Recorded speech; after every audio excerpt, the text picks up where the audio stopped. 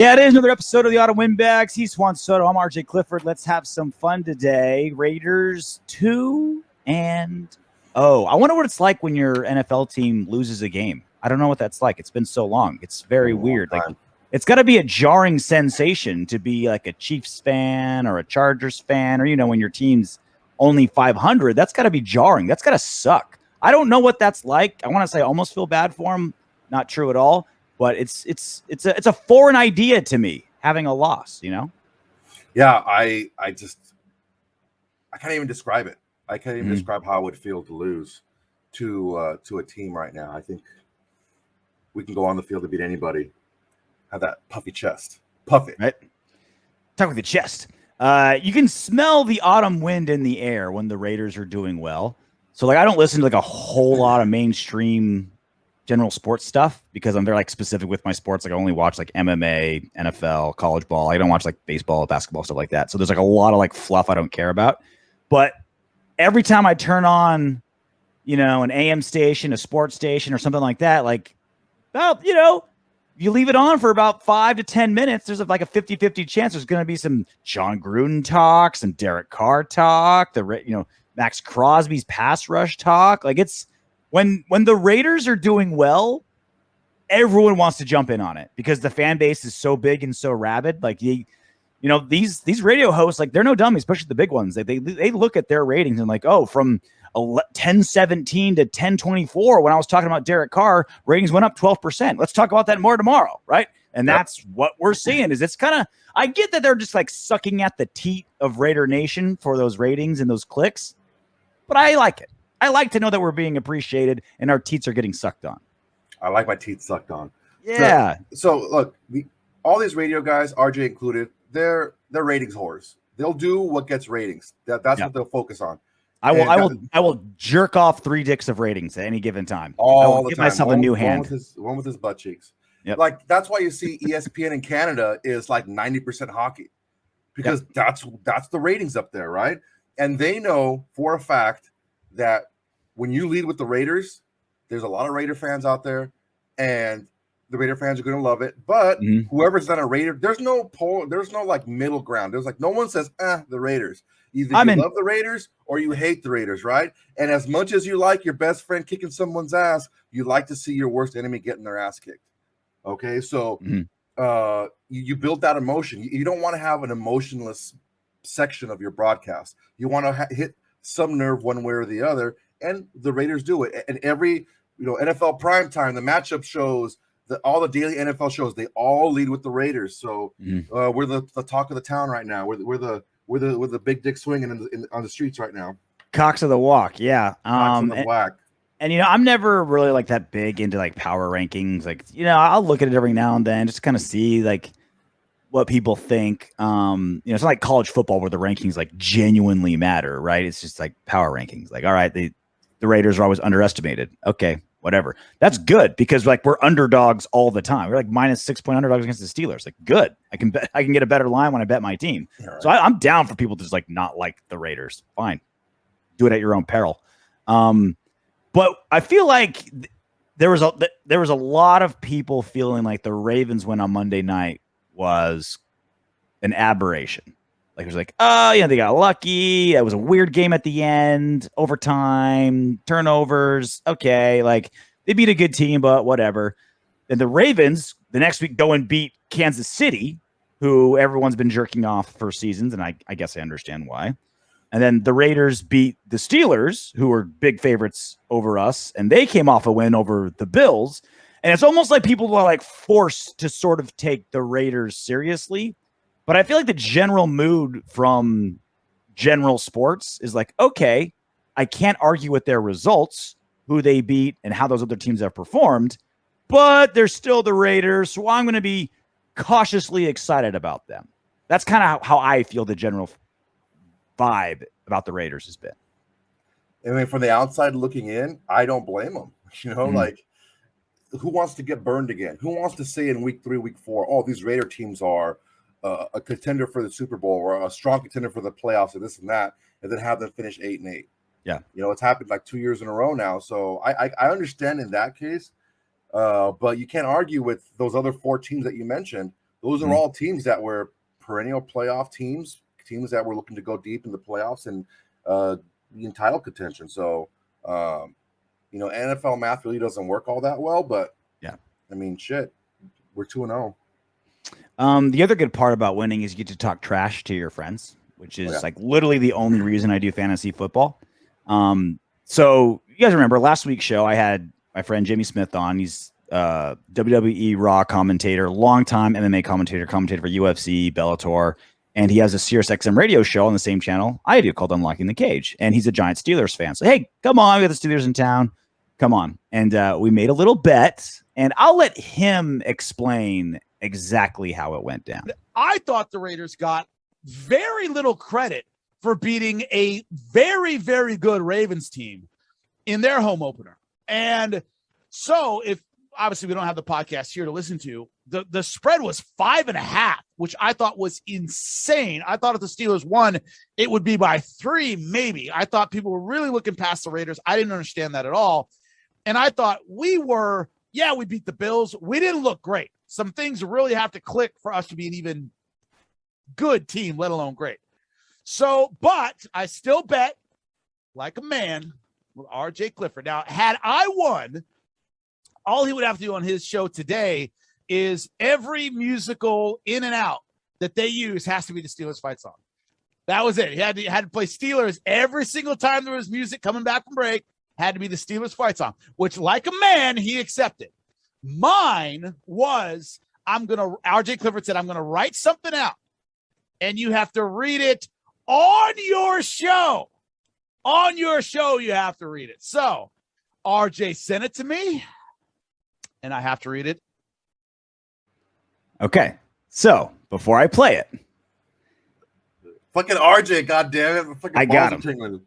Okay. Before I play it, you notice how he was kind of trying to downplay, like I knew the Steelers were going to lose. Like, oh, we were big favorites. We shouldn't have been that favorite. The Raiders weren't getting enough credit for beating the Ravens. He was trying to take the edge off a little bit. He was trying to take some of the he's not going to welch. Jimmy Smith is a man of his word, and there is 0% chance he would welch on the bet. But if he can take some of my joy out of it, if he can suck some of the like pure existential happiness I get from forcing him to say what he's about to say, he will. And he did. You know, am I the only one that noticed that, or am I being overly sensitive here? No, yeah, he was definitely doing that. I call that the Frank Mir approach. Okay. Whenever like he beats somebody, he talks them up. Like, oh yeah, he's an amazing fighter. He's this, he's that, and he was when he beat Brock Lesnar, oh, he was just a huge favorite in this match. And we lost, but we lost to the best. Yeah, he always talks someone up. Literally, he talks them up, so it's like he talks himself up by talking the other guy up that he just beat.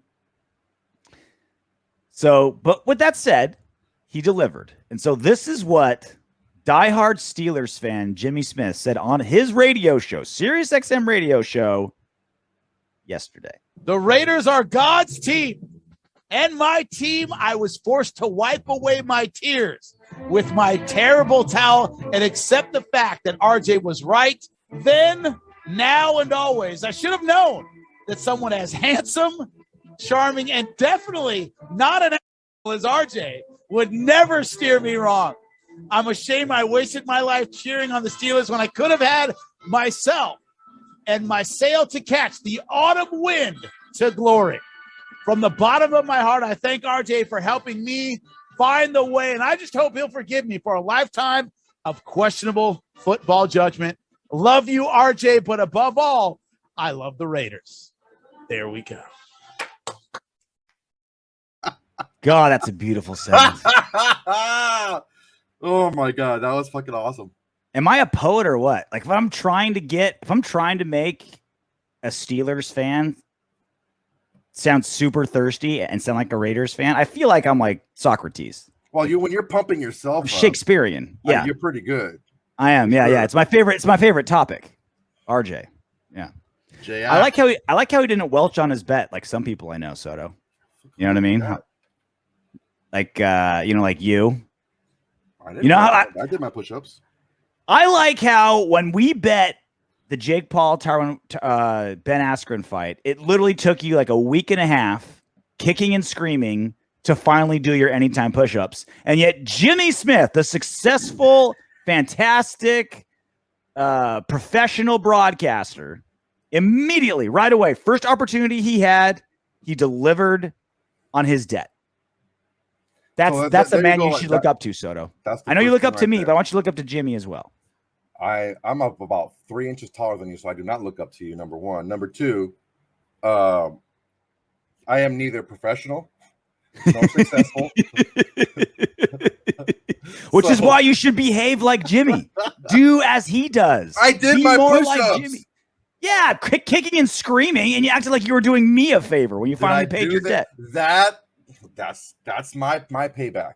That's my payback. Jimmy's payback to you was downplaying the whole thing and take the joy out of it. Yeah. So my payback was making you squirm for it, but I gave it to you. I gave it to you. All right. Shit.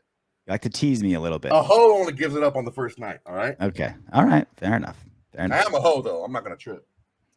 But you know, like I'm keeping that sound forever.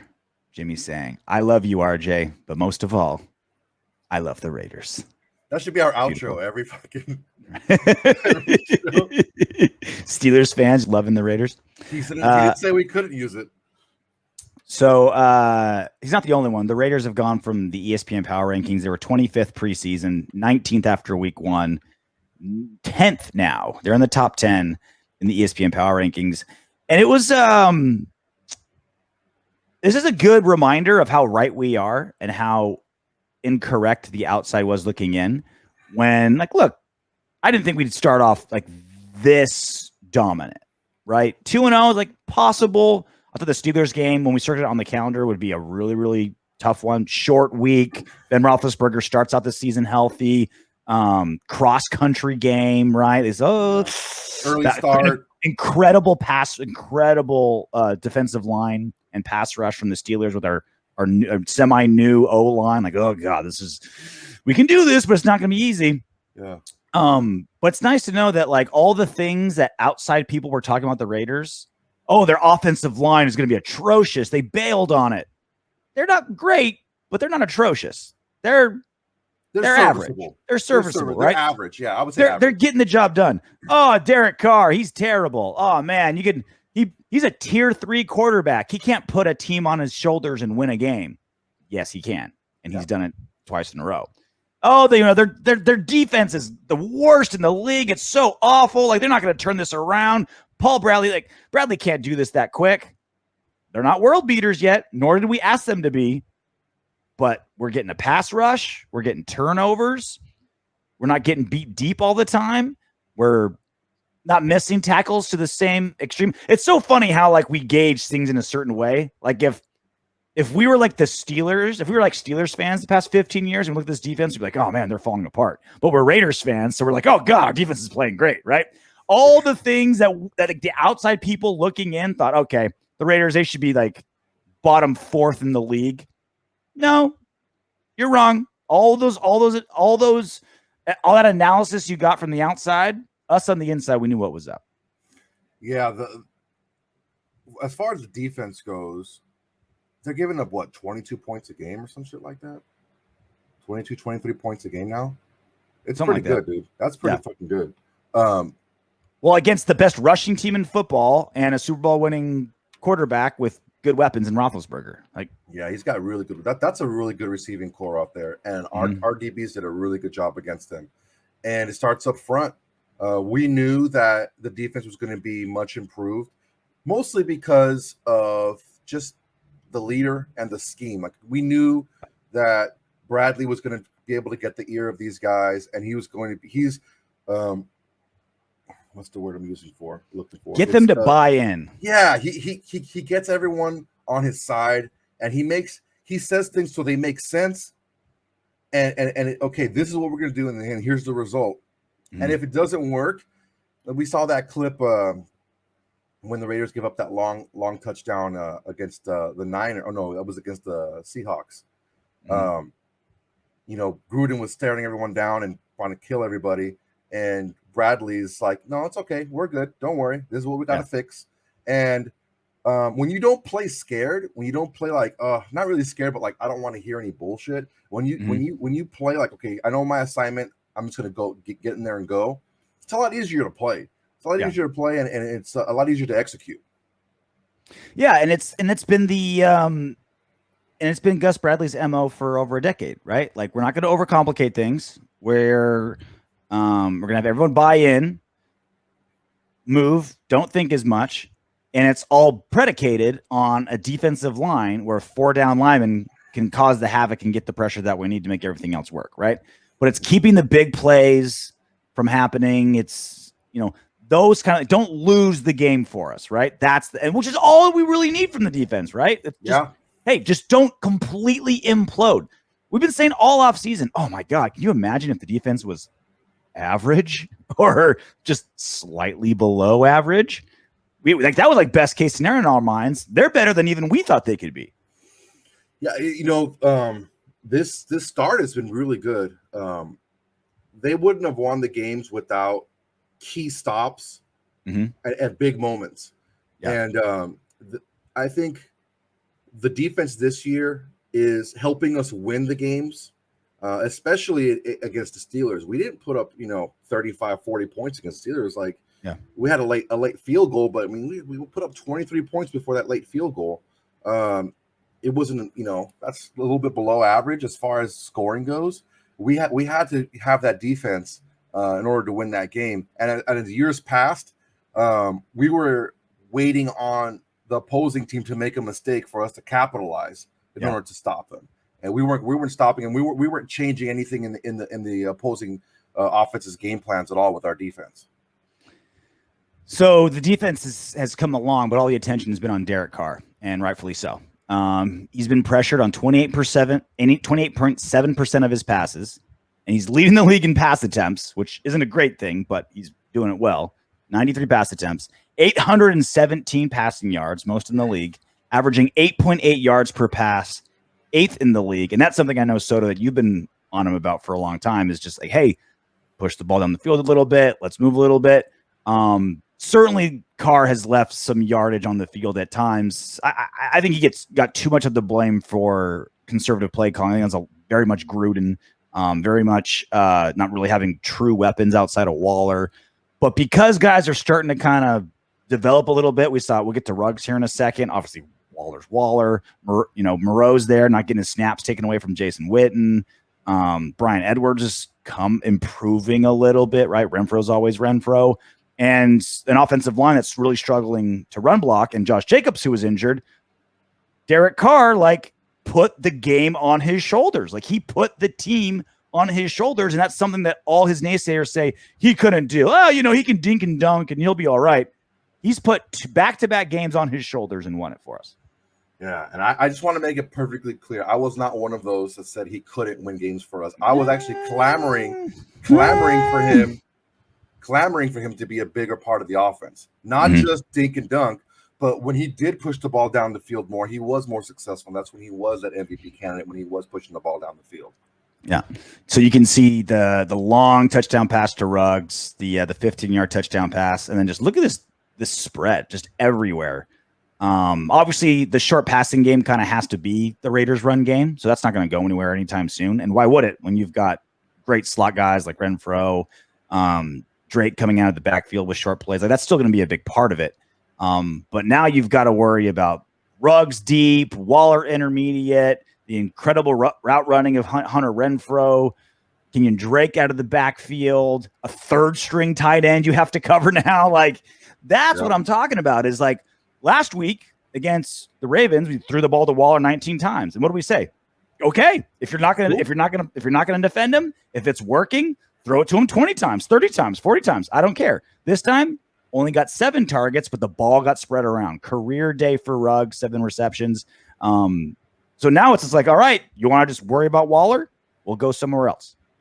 Yeah, I mean, if you look at this chart here, you see that there's 13 passes at or beyond 10 yards on here.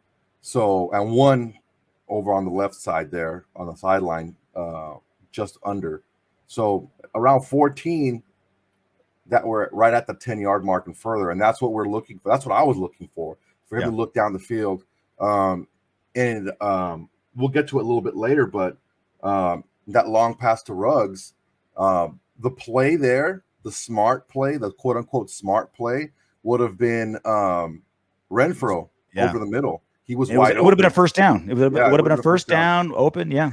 Yeah, but you know what? He's looking deep first, which is what he should do, and I think that's when Ruggs is going to get more chances, and Edwards as well. So now that Derek Carr is doing what he's doing, he's getting the attention of everyone.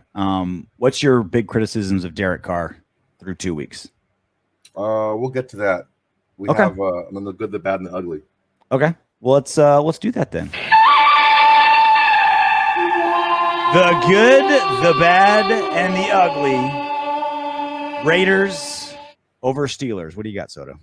All right, the good. Derek Carr, 28 of 37, 382 yards, 2 touchdowns, 126.2 passer rating. And here's the saucy one that I like. Yeah. 10.3 average yards per attempt. Mm-hmm. That's what I'm talking about right there. So excellent job there by Derek Carr. Henry Ruggs the third. It's real quick. It's crazy to me. He only threw it 37 times. It felt like way more. Yeah, I did. Way more. Well, that's a good number. Like that's about as many attempts. 37 to 40. I feel like that's where Carr should be, right? Like run game's still big. Feed Waller. Keep throwing deep to Ruggs to keep the defense honest. Like 37 to 40 attempts. That sounds about right. Yeah, that's where he needs to be. Mm-hmm. So Henry Ruggs, 5 receptions, 113 yards, a touchdown, and a gaudy 22.6 yards per catch. Mm-hmm. So excellent job by Henry Ruggs. Yeah, can we just talk about that touchdown again, please, and just like what a thing of beauty it was? Like, look at that, double covered. Carr is like watching trying to keep the safety honest by keeping an eye on Waller. And so the safety's just a half step behind. I think it was Fitzpatrick. Yeah, and that's not a slouch either. Bombs. That's not a slouch safety. That's Minkah Fitzpatrick. That's one of the better there you go. In the league. So the thing is, Minkah Fitzpatrick. And look, the protection broke down right away. Yeah.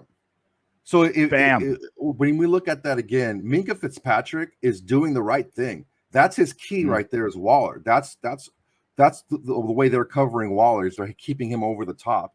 And that's an excellent play design to have Ruggs go. And because the corner thinks when they lined up, Brian Edwards was on the line of scrimmage. And normally that's the guy that goes deep.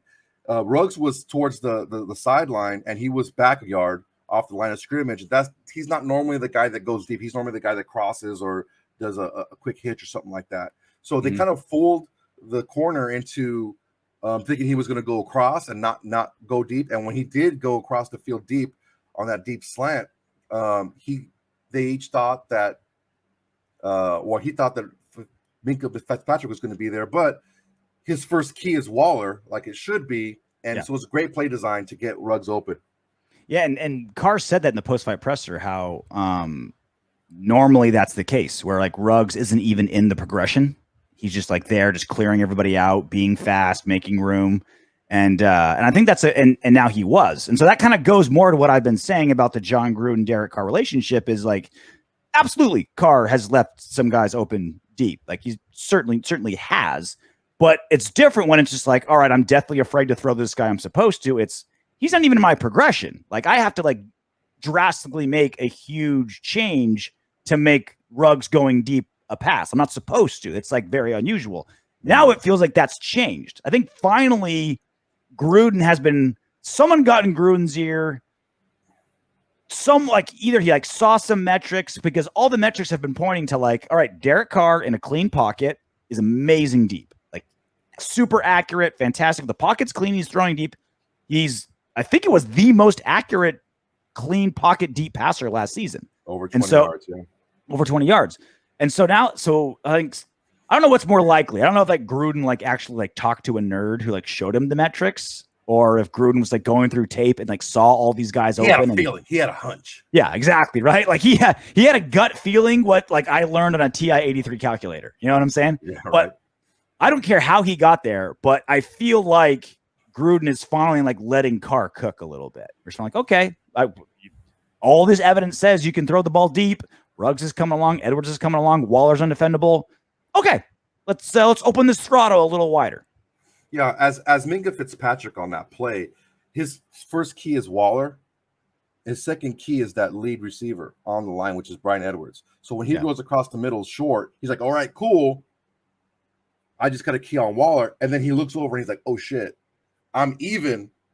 Or even one when he's facing the line of scrimmage, keying in on Waller, and then Ruggs has his back to the line of scrimmage running the opposite way. That's not even going to be a contest there. Yeah. Ruggs is going to run right past anybody in the league like that. So that split second where he keyed in on Waller, that's all I needed. And he wasn't like super duper wide, like Cooper Kupp wide open, how he gets sometimes. Yeah. He was like, okay, he had a step on the corner and he had a step and a half, maybe 2 steps on Minka Fitzpatrick. He wasn't completely wide open. And that's all it took. Just that little hesitation doing his job, what he's supposed to do, for the scheme to get him open.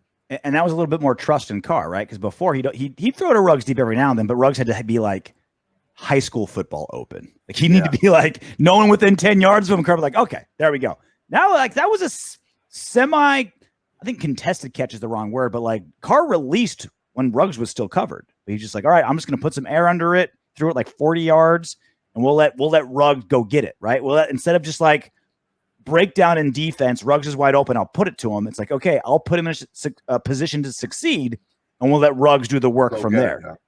Yeah. Once he saw the corner on Ruggs' hip, he's like, all right, he's going to be able to outrun him.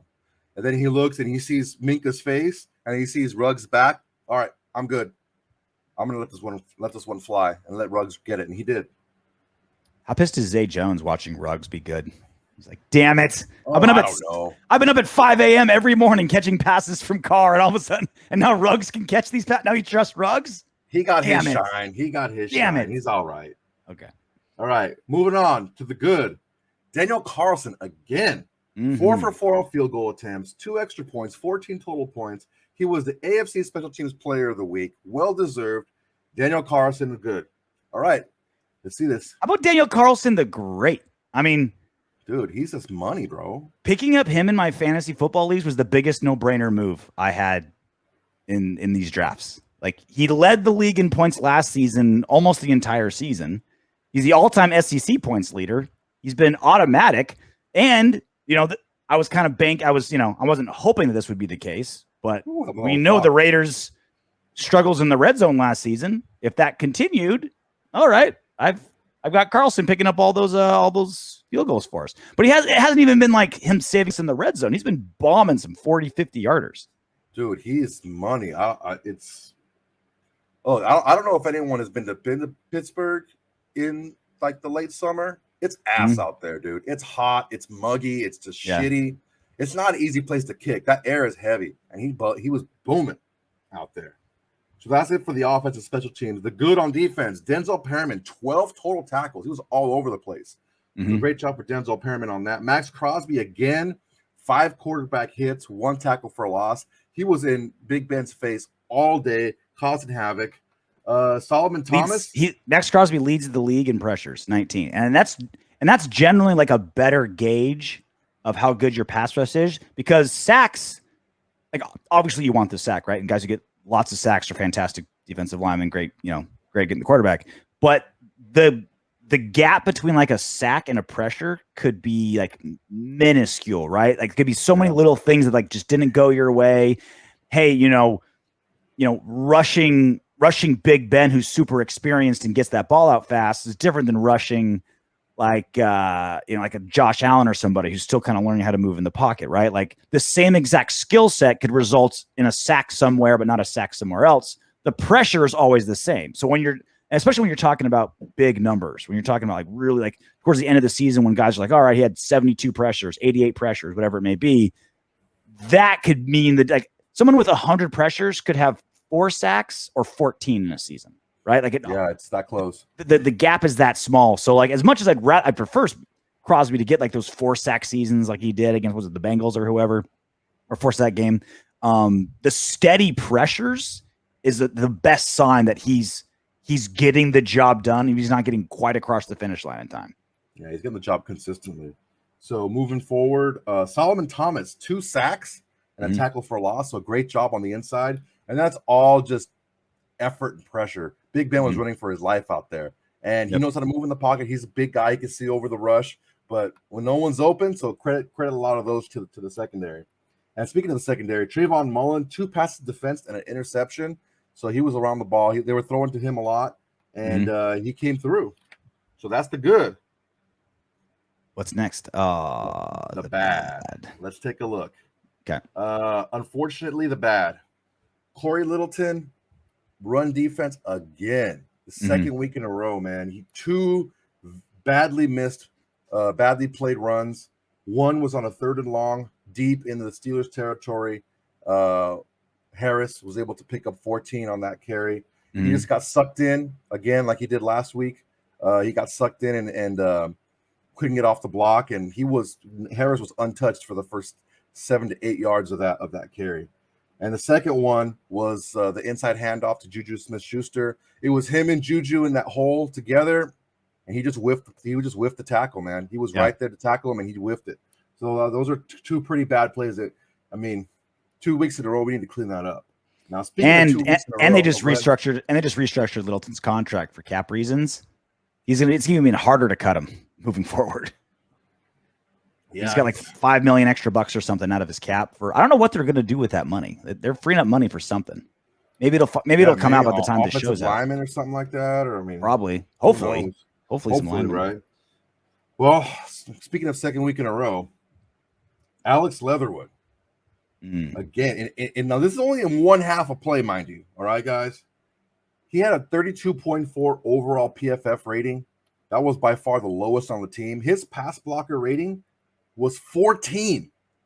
That's how bad he was pass blocking. 14 out of 15, 14 out of 20. Yeah, 14 out of 100. 14 out of 100?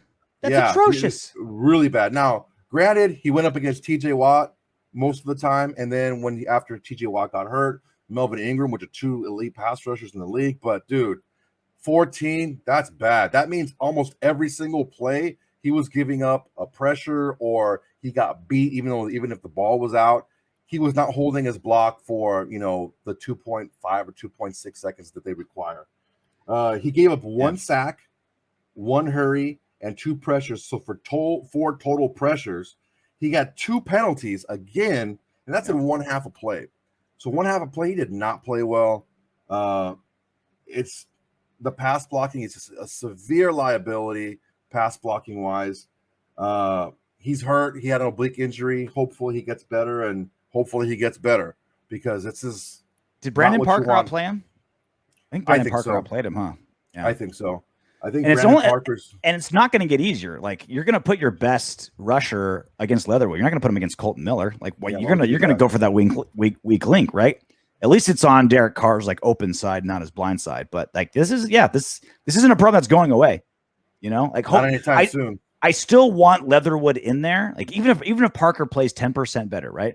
I still want Leatherwood in there for those reps, for real game experiences. Like, still, like, come on, man. Like, here you go. Let's give you some time. Let's get some practice out there. Like, Colton Miller's rookie year, he was terrible too, right? Let's get your practice. Again, the only coach I have 100% faith in on the Raiders is Tom Cable, right? So if anyone can get this guy going, whatever Cable wants to do with him, do it. And it seems to be like, hey, get him in there even if he's playing bad. Yeah, we know that Cable's going to maximize Leatherwood's talent. It's the same shit though, man. He's reaching a lot, his butt out, chest, reaching forward, just not squared up. You'd make a great stripper. Rushes. Great stripper position, right? Face down, ass up. That's the way he likes to not pass block. Yeah. Okay, one more bad. Unfortunately, I know you couldn't resist. Derek Carr. Well, dude, listen. He had 2 more fumbles again. Yeah. He fumbled the ball again. That's 3 fumbles in 2 games. Yeah. We talked about him, and he talked about working on it more often and always having the ball in your hands and keying in on it. He's already got 3 fumbles in 2 games. So that's legit something to watch. So like a buddy of mine, he's a Bucs fan. He tweeted when the Steelers closed it to like within 2, he tweeted something like, "Oh, time for a trademark Derek Carr interception." I said, tweet back, F you. But this is the thing is, Derek Carr's picks haven't been the major issue. It's the timely fumbles that are the problem. But because they're not getting recovered by the defense, it's not making a headline. It's not going viral. It's kind of really not being paid attention to. It still seems like the biggest issue Derek Carr has is still the biggest issue Derek Carr has. Like, it doesn't seem like that's something that's been fixed, his fumbles. It's just been band-aided over by the fact that we're recovering them. Yeah, if we would have lost those 3 fumbles, it'd be a lot bigger, a lot different story in Raider Nation. So that brings us to the ugly. Okay. And the ugly, fucking Trey Turner spitting in Solomon Thomas's face. Are you fucking kidding me? Yeah. Yeah, and then fucking Tomlin like, fucking Solomon spit on him first. Like, get the fuck out of here. There's no video evidence of Solomon Thomas spitting on Trey Turner first. Well, there's only like 1 or 2 cameras in an NFL football game, so it's impossible to find that. 18 different cameras on the field at one time. 8K, 3D. Yeah, if you do anything on that field, someone's gonna know. I was talking to when I worked for the UFC at lunch, I was working for a guy. He's just a utility guy when he works UFC events, but for NFL games, he does this like 3-dimensional shot where like his job is like when there's like in very specific plays, you can do something with like they'll show, like the quarterback angle, and then they'll do like the camera will do like a 180, and it'll show the receiver catching the ball, and they'll do another shot where it'll be the receiver's like vision, and he's like looking, and he can like see what's happening. You can like eliminate linemen to be able to get a clear line of sight, like crazy technology stuff, right? And he was talking about how like he works on that. Like, dude, that technology alone, just to do that like 30-second highlight, 15-second video, requires 18 cameras in an NFL stadium. Just to get that like 30-second thing for this one particular company to do this one particular task. If you're spitting in somebody's face, one of those 100 cameras is going to see it. And none of them did. Right? It's not like, the immaculate reception days where it's like, did the ball hit the ground or did it not? We just didn't catch it. Those days are long gone. Something happens on that field, there's 7 cameras in HD that caught it. Dude, they caught fucking Mark Sanchez eating a hot dog on the fucking sidelines like 7-8 years ago. Like, they're gonna catch you doing something. Yeah. Everything. The only things that don't get caught are what the NFL don't want caught. Right? Yeah. Like if it's something like private or something like shady, those are the only things that don't go caught. Like if everything that's there is going to get caught if they want it to be. I just don't know. If you're Mike Tomlin, I don't know how you argue that feverishly against him getting kicked out when they're like, dude, he's spitting the guy right in front of us. Mm-hmm. Like, we're pulling the guy apart and he walks up and spits in the guy's face. Like, what the fuck do you expect us to do? Yeah, he didn't want to get his guard ejected, so he's just like, hey, I think what he did was like, hey, I want the other guy ejected too, because they both did it, right? So like, we're gonna get both we get the 15-yard penalties, they offset, but I'm losing my guy. All right, I'm just gonna cause a tissy fit until I get them taken away too. You can only call what you see, man. If they didn't see Solomon Thomas do it, I'm not saying he did or he didn't do it, but shit, I didn't see it. It's funny hearing opposing coaches like complain about flags in a Raider game. It's like, you're going to get all the calls. Like, come on. It's the Raiders. It's just so stupid. All right. So coming to town will be the Miami Dolphins on Sunday afternoon game. Was it 1:15 or something like that? Here on the West Coast.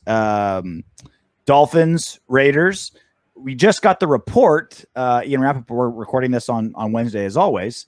Just tweeted out not that long ago that Coach Brian Flores announces that after further testing, Tua Tagovailoa has fractured ribs and won't play this week. No Tua coming to a town. Well, I'm not sure how to feel about that. He didn't play great when he was in, and the game plan was around him. They beat the Patriots week 1, but they only scored 17 points, and a lot of that was due to turnovers. Their defense getting turnovers deep in the Patriots territory, and they didn't score not 1 point last week. They were blanked by the Bills last week at home, and that was with Brissett coming in with no game plan. He has a couple of packages, short yardage packages he comes in for. He came in a couple of times against the Pats, but he came in and they just did not look good at all last week against the Bills. Mm-hmm. So yeah, so I'm liking our defense against the Dolphins, and that's always it feels weird saying that because that's really never been the case last season, right? It was always last season, shit, as long as I can remember, last 2 decades, right? So now it's like, oh wow, like could we get like really have an outstanding defensive performance that's going to get a lot of people paying attention, right? Crosby get one of these 3-sack games, how about like an interception for a touchdown, something like that, something, you catch us, you bite on a slant, boom, you're going to the house. I feel like this is going to be one of those games for our defense. Yeah, like as much as I was talking about how the Steelers like to make games ugly and they win games ugly, they beat you up. Mm-hmm. That's what the Dolphins do. If you want to take what the Ravens do, but just not as good, and then what the Steelers do, but just not as good, that's the Dolphins. It's like Ravens Steelers light. Yeah, like a combination. They're just not. They do the same thing, but the one thing that they do exceptionally well is they create turnovers. Yeah. That was one of the things keeping them in the game against the Bills, and that's what won them the game against the Patriots, against the Bills in the first half at least. They would create turnovers, man. Defensively, what I noticed is they blitz a lot, and the reason being is they don't get a lot of pressure with just their front four, so they're going to blitz a lot. And if we're going to get the running game on track, it's got to be this week. Mm-hmm. They can be run on. I mean, they were run on against the pass. They were run on like the Bills ran on them, mostly to set up the play action because their linebackers bite hard every single time on play action. I mean, they bite really hard on play action, and the reason for that, I think, partially, is because their secondary is so good. Yeah, they got Jones, McCourty, they got Howard back there. I mean, they got some good players back there, and they are ball hawks, and they like to strip the ball carriers. So there's some things that we need to worry about with them, but one thing that they don't do well whatsoever that works in our favor is they don't do a good job covering tight ends. If only we had a really good tight end or a really good tight end crew, if only that was the case. If only, it would have been really nice to say if we had, an all-pro tight end, the best backup tight end in football. Oh, wait, we do. Probably the best third-string tight end in football. Right? We might have the best second-string and best third-string tight end in football. Yeah, so look for a big game to the tight ends. They just didn't do a good job the first 2 weeks covering what was his name? Hunter Henry and Smith in the first game. I don't even know that fucker's name from the Bills, but the motherfucker caught a touchdown. He caught a lot of balls. So the only thing I can think of that would give us any trouble is if we turn the ball over, because that's how they win the games. Is they thrive off of those turnovers, keeping a short field and keeping it. Because if you kick the ball deep and you make them, drive the length of the field, they're just not equipped to do that. They have a couple of playmakers. Gaskin, the running back, he's shifty. He's not explosive. He's steady. He's tough to get on the ground, but he's not anything more special than Harris. Harris is probably a better back than he is, and we bottled him up. Mm-hmm. Their O-line is, I would say, below average. What they would do with Tua in there, who's not going to be in there, but the reason the way they got him a lot of time to throw the football is almost every single pass was either an RPO or off play action. Yeah. So they do that run action almost every single time he passes the ball. Yeah. So they create that kind of pause with the linemen and with the linebackers, and that's really how he gets the ball. It's a very kind of a college type of system that they run it with Tua at least. I mean, Waddle is probably their biggest playmaker they have. They get him on a lot of short targets, crossing routes, screens, stuff like that. But nothing. I mean, I wouldn't put him above anyone that the Steelers had as far as talent-wise right now, at least.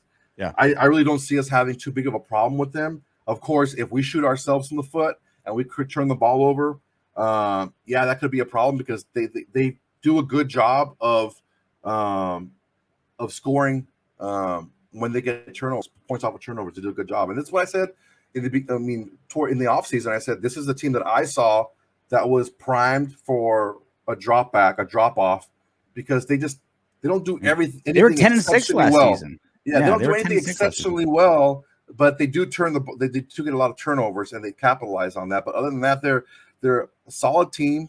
but they're just not anything special. We beat two better teams than them. Yeah, you're not gonna get sustained success if you're banking on turnovers to get you where you want to go, right? It's just turnovers are just too random. Like you can be ball hawks, right? Like there's obviously defenses and DBs that are better at getting interceptions than others, and but like fumble recoveries are just random, just super random, right? Like we were just lucky for Derek Carr to have his 3 fumbles be recovered. It's just dumb luck. Every team practices fumble recovery drills. I remember doing it in high school. It's all random. It's there's no evidence whatsoever. How dangerous were those drills, by the way? Oh, everyone going head first into each other. Dude, we did some shit back then. I remember before games, my junior year, we would do the Oklahoma drill. Like before, like we would just have 2 guys just run into each other just to get like jacked up and like get the like you see some fighters before they fight, like they have their coach like slap them just to kind of feel like, all right, like I'm in this, we would do that. Just run full steam at each other and just try to crush each other just to get us like jacked up before games. Back when football was football. Yeah, back when there was no CTE. Mm-hmm. And look at us now. Geniuses. Professional. You ready to do some What Up Windbags? Oh, sure. Why not? Okay. Ryan Campbell. How impressive is Hunter Renfrow? Teams are trying to beat him up, and he takes it to them every game. We didn't really talk about this on that show too much, but after the Ravens game, the Raiders sent an official like request or report or whatever to the league saying, look, here's video. Teams are trying to murder Hunter Renfrow. Like they are out there trying to crush him. And I understand why. Like he's very hard to cover. And he just looks like someone you can beat up. Like he's one of the rare, because like we talk about like, oh, like guys look small on the football field. Like Tyreek Hill's still a big guy in real life. Like he's not like if you saw him at a bar, most people wouldn't mess with him, but he looks like a tiny little road runner on the football field. Hunter Renfrow's the rare football player that looks like someone you could beat up. Like he just doesn't look physically imposing. His hair's always messed up. He's not buff at all. And so you're like, all right, he's hard as hell to cover. He's always like in the shit, right? He's always around linebackers and safeties. So let's just rough him up and get him to the point where he can't play. He has been so tough. He hasn't complained once. He was the recipient of some super huge hits, got right back up, no problem. We'll see. We'll see if that does anything for other teams. Because remember last season, there was one like punt return where it was like full on helmet to helmet. Hunter went down, out for a little bit. Not even a flag. Not even a flag. If that were any other team, it'd be fine. 15 yards, maybe ejection. Nope. Nothing for Hunter Renfrow. Nothing. No justice for Hunter. Nope. Mark Yoakum. All these comments bagging on DC the last few years, aging real well. Hey, haters, LOL. And this just kind of goes back to what I've been saying forever, is Derek Carr gets all the credit, all the blame for everything on his team. It's just always been the case. Now he's playing better now than ever, at least through these last 2 games, right? Clearly has. But because the defense isn't giving up 35, 40 points a game, his actual accomplishments aren't overshadowed by losses. It's, oh, they won. Let's look at the stat sheet. Whoa, Derek Carr threw for how many? Whoa, that's amazing. Oh, he's doing fantastic. It's the name of the game. He's going to get the blame. He's going to get the credit regardless of what happens on his end. There's a big difference between having the potential to play well and playing well, right? There's or playing to that potential. And I think that was the biggest thing underlying all the Derek Carr hate. But it manifested itself in different ways. My hate with Derek Carr was always the fact that he was capable of doing so much more with the football, but wasn't. I felt like he was playing scared. I felt like he was not playing to win. He was playing not to lose a lot of times. And that was my criticism. If I'm gonna go out there, and that's where the whole game manager tag came into play, because I don't know that we've seen other quarterbacks that you would tag as elite in the past ever playing that way. And he's not playing that way this year. He's going for broke. He's letting the ball fly. He's putting the guys in position to get those 50-50 balls. And He's being more aggressive, which is all I've been asking for. Dutch Master 710. Last year, our defensive line depth was Mo Hurst, Kendall Vickers, Chris Smith. This year, Quentin Jefferson, Darius Philon, Solomon Thomas. There you go. You wondering where the pass rush came from? Yannick Ngakoue, healthy Max Crosby, and depth on the interior. There it is. That's what Gus Bradley wanted. That's what he needed, and that's what he got. Yeah, Darius Philon, he was a beast, and he got popped for weed or something like that a couple years ago. Is that what it was? I don't know. I've lost track of all the players who've been popped for weed. Let's see. You know how dumb you have to be to get popped for weed in the NFL? Like when you're getting tested, you know what you're getting tested for. There's no drug tests in the NFL. There's just IQ tests. Let's see. Yeah. And if you fail a drug test, you failed an IQ test. It's not like the UFC where they're going to knock on your door at 6 a.m. on a Tuesday with a syringe and a jug for you to piss. Never mind. He was released in August of 2019 following an arrest for an assault with a deadly weapon. Okay, little different. My bad. Now was the deadly weapon like a bong that he like broke the top off and tried to stab somebody with? Because then that would make you half right. Well, obviously, either it was the charges were dropped or it was settled out of court or something. Mm-hmm. But yeah, he's on our team now, and I'm happy for it. With his act together. All right, the next time you see us will be on Sunday. We do live post game shows every time now. I'm back from Costa Rica, right? So I'll be back here, normal spot, shirt on, all my gear, paying attention like I'm supposed to. And I'm not going to guarantee I'm not going to have any beers in me, but I will be here in my home base. And until then, knock on wood if you're with me. Hey, Windbags. If you want Darren Waller to catch 20 touchdown passes this season, don't be afraid to click those subscribe, like, share, and comment buttons. Plus, your comment could be featured in the next What Up, Windbags?